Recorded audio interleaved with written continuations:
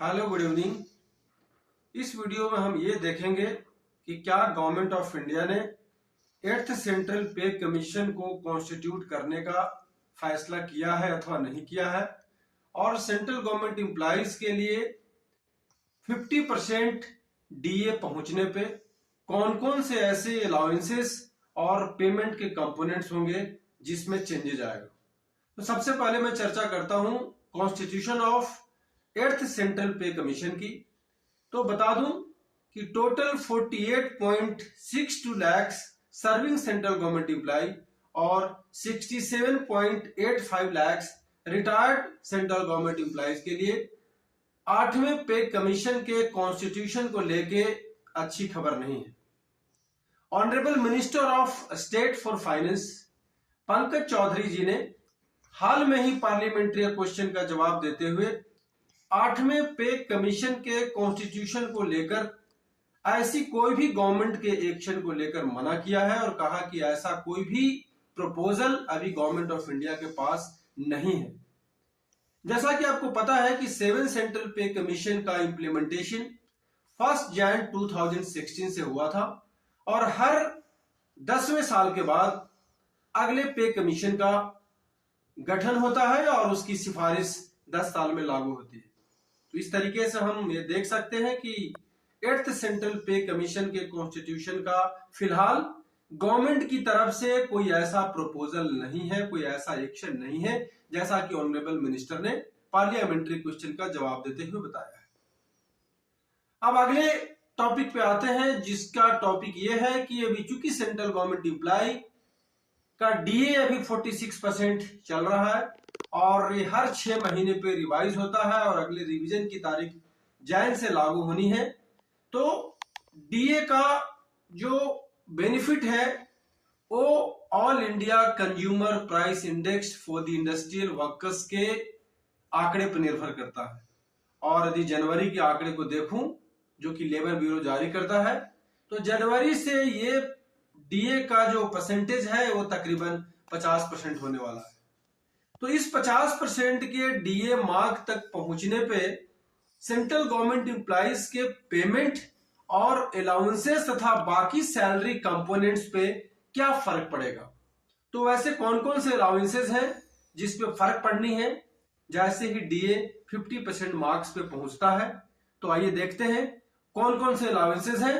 तो अलाउंसेस हैं वो है HRA, house rent allowance, CA, children education allowance, special allowances for child care for the women employ who are disabled, hostel subsidy, gratuity ceiling, dress allowance, daily allowance and mileage allowances for the own transport. तो आइए बारी बारी से देखते हैं कि 50% के DA mark तक पहुंचने पे इन अलाउंसेज और सैलरी कंपोनेंट्स में कितना बदलाव आएगा, जिसका इंतजार कई सेंट्रल गवर्नमेंट एम्प्लॉइज बहुत ही उत्सुकता के साथ कर रहे हैं। तो सबसे पहले एचआरए की चर्चा करता हूं। एचआरए में क्या बदलाव आएगा जब डीए 50% पहुंचेगा। तो आपको पता होगा कि एचआरए अभी वर्तमान समय में XYZ कैटेगरी के लिए 27%, 18% और 9% है। और आप सब जानते हैं कि एचआरए की एप्लीकेबिलिटी नेचर ऑफ सिटी के ऊपर डिपेंड करती है, जिसका कैटेगराइजेशन XYZ कैटेगरी में होता है। यानी कि वर्तमान समय में X कैटेगरी का एचआरए 27% है, Y कैटेगरी का एचआरए 18% है और Z कैटेगरी का एचआरए 9% है। तो जैसे डीए 50% मार्क्स को टच करेगा तो एचआरए कितना होगा।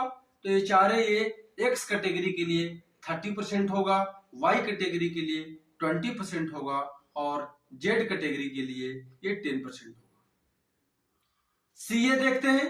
अभी वर्तमान में नॉर्मल चाइल्ड के लिए चिल्ड्रन एजुकेशन अलाउंस 2250 रुपीज यानी कि 2250 रुपीज पर चाइल्ड मिलता है और मैक्सिमम 2 चाइल्ड के लिए एप्लीकेबल है। यानी कि यदि सालाना देखें तो एक बच्चे के ऊपर सीए की जो मैक्सिमम लिमिट है वो 27,000 रुपीज है।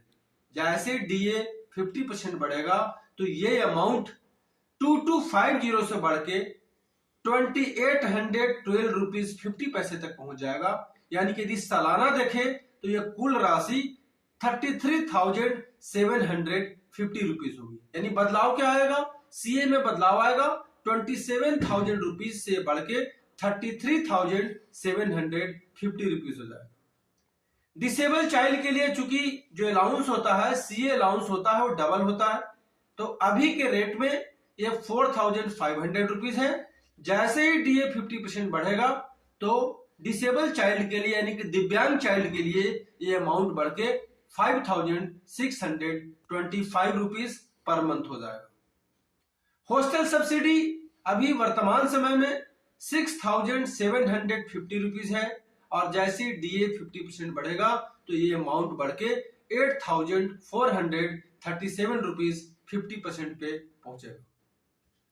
अगला अमाउंट है ग्रेच्युटी सीलिंग पे क्या फर्क पड़ेगा। वर्तमान समय में रिटायर्ड गवर्नमेंट एम्प्लॉइज का जो ग्रेच्युटी की मैक्सिमम सीलिंग है वो है 20 लाख रुपीज, लेकिन 50% डीए जैसे ही बढ़ेगा ये सीलिंग बढ़ के 25 लाख रुपीज हो जाएगा। यानी कि 20 लाख रुपए जो ग्रेच्युटी की सीलिंग है वो बढ़ के 25 लाख रुपए हो जाएगी। अगला अलाउंसेज है जिसके ऊपर फर्क पड़ेगा वो है ड्रेस अलाउंस। तो ड्रेस अलाउंस जो है वो ऑफिसर्स के लिए, जो आर्म फोर्सेस में ऑफिसर्स हैं, आर्मी नेवी एयरफोर्स के officers, IPS officers, coast guard के officers and central arm police forces के ऑफिसर्स हैं, उनके लिए 20,000 रुपीज वर्तमान में एक बार में मिलता है। जैसे डीए 50% बढ़ेगा तो ये अमाउंट 20,000 से बढ़ के 25,000 रुपीज हो जाएगा। एक जो कस्टम के जो एग्जीक्यूटिव्स हैं, जो नारकोटिक्स डिपार्टमेंट में जो काम करते हैं, जो एक्साइज डिपार्टमेंट में काम करते हैं, उनके लिए जो अभी अलाउंसेस हैं ड्रेस अलाउंस वो है 10,000। जैसे डीए 50% पे पहुंचेगा अलाउंसेस बढ़ के 12,500 रुपीज तक पहुंच जाएगा। और बाकी कैटेगरीज के जो स्टाफ हैं उनके लिए ये जो ड्रेस अलाउंस है वो 5,000 रुपीज है, तो ये 5,000 से अमाउंट बढ़ के ये 6,250 रुपीज तक ये ड्रेस अलाउंस पहुंच जाएगा। यानी जो बदलाव आएगा वो 5,000 से 6,250 तक पहुंचेगा। अगला जो अलाउंसेज है वो है special allowances for child care for the women with disabilities. यानी कि वैसे महिलाओं के लिए, बच्चों के लिए, जो महिलाएं डिसेबल है उनके लिए भी प्रेजेंट रेट जो है वो 3,000 रुपीज पर मंथ मिलता है, लेकिन डीए जब 50% मार्क पे पहुंचेगा तो ये अमाउंट बढ़ के 3,750 रुपीज होगा। यानी जो चेंजेज आएगा 3,000 से ये 3,750 रुपीज पहुंचेगा। अब अगला अलाउंसेस देखते हैं वो है डेली अलाउंसेस। डेली अलाउंसेस में कौन कौन से कंपोनेंट आते हैं, इसमें आता है होटल चार्जेस, जो ट्रैवलिंग अलाउंस है, और जो फूड चार्जेस है। यानी कि जब भी कोई सेंट्रल गवर्नमेंट एम्प्लॉय कहीं टेम्पोररी ड्यूटी पे जाता है तो वहां पे जो होटल में रहने का जो खर्च है, जो ट्रैवलिंग अलाउंस है और जो फूड का चार्जेज है, उसमें क्या बदलाव आएगा। तो आपको बता दूं कि अभी जो वर्तमान समय में जो उनकी एलिजिबिलिटी है उनकी कैटेगराइजेशन इस तरीके से है। पे लेवल 5 और उससे नीचे की एम्प्लॉइज के लिए जो होटल जो एकोमोडेशन है उसका चार्जेस अभी प्रेजेंट टाइम में 450 रुपीज पर डे का है। Food bill 500 rupees per day का है, और नॉन एसी टैक्सी का जो चार्जेस है वो है 113 रुपीज पर डे के हिसाब से।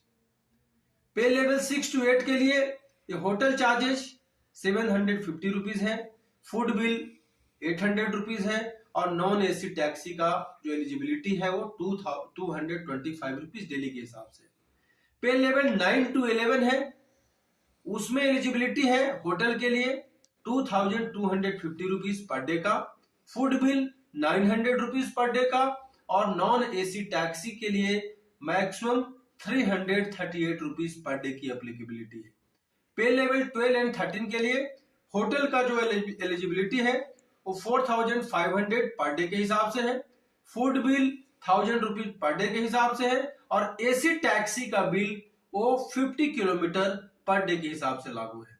पे लेवल 14 एंड एबव के लिए होटल 7,500 पर डे के हिसाब से एलिजिबिलिटी है, फूड बिल 1200 पर डे के हिसाब से एलिजिबिलिटी है, और एसी टैक्सी जो एक्चुअल एक्सपेंडिचर होता है वो इनके ऊपर लागू है। लेकिन जैसे ही डीए 50% पहुंचेगा, ये सारे जो एलिजिबिलिटी है होटल चार्जेज का, फूड बिल का और नॉन एसी और टैक्सी का जो चार्जेज है उसमें भी 25% अमाउंट बढ़ जाएगा। अगला जो अलाउंसेस है वो माइलेज अलाउंसेस है फॉर ओन ट्रांसपोर्ट के लिए। तो इसमें for journey by own car और टैक्सी ये वर्तमान में 24 रुपीज है, ये बढ़ के 30 रुपीज हो जाएगा जब डीए 50% मार्क को टच करेगा। और for journey performed in auto etcetera तो ये अभी 12 रुपीज है वर्तमान समय में, ये डीए 50% पे पहुंचेगा तो ये अमाउंट बढ़ के 15 रुपए हो जाएगा। इस तरीके से देख सकते हैं कि जो अलाउंसेस हैं उसमें कई तरीके का बदलाव आएगा और इससे सेंट्रल गवर्नमेंट कर्मचारियों को बहुत फायदा होगा। Thank you so much.